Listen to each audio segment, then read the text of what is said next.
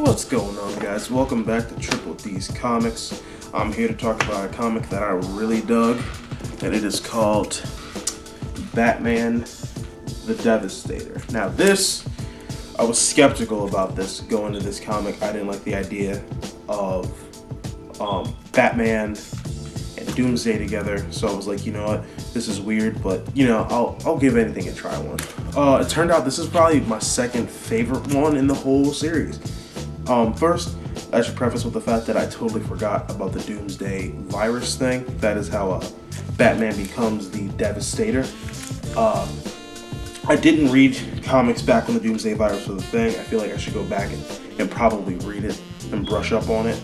I feel like that's probably a big deal because this is not the first time in Rebirth the Doomsday virus has been mentioned. So I think it's probably a good idea to go back and read the story that involved what was going on with the Doomsday virus. But Batman uses it on himself because in his negative world, Superman has he's lost his shit. Someone doesn't know if it's a type of kryptonite.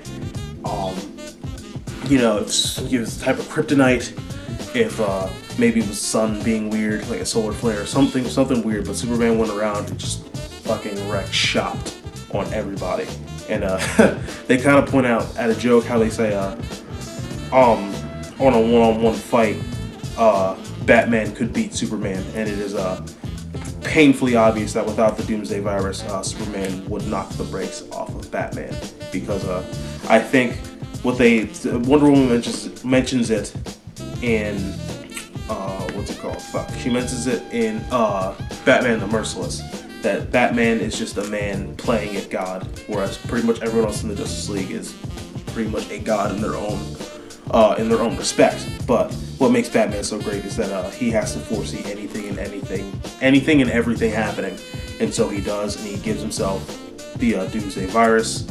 And a lot of the dialogue in this, it's a little bit repetitive though. A lot of it talks about how Superman's Superman's the symbol of hope. People see you and they automatically want to be better people because he just brings that out of people. He brings the best out of people. That's what makes Superman such a lasting and iconic character.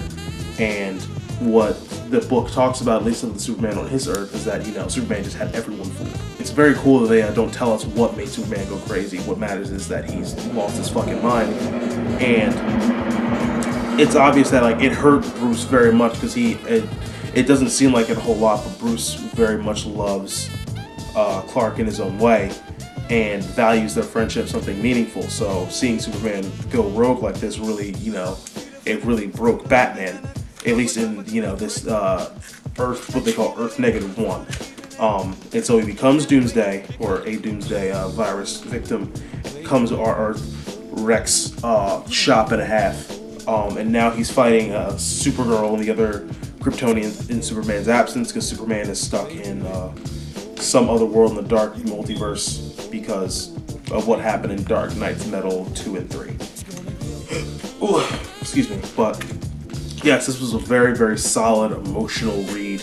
The art, everything's on point. It explains a lot of what's going on with characters during this storyline, and I feel like they should be present, considering their presence would be warranted, or at least like a where the fuck are you when this is happening. And this does a very good job of explaining to us where these characters are at during the whole Batman invasion. Batman the Devastator, definitely a solid pickup, definitely worth your time, worth the read, definitely a go out of your way type thing. Read this, it's very, very good. This is like a couple tings short of amazing. Thanks again for watching, heavily appreciate it. Go look over at my other video that came out with all my general throwaway comics and find out who won a free comic this week, and tune in next week for your chance to win a free one. Thank you so much.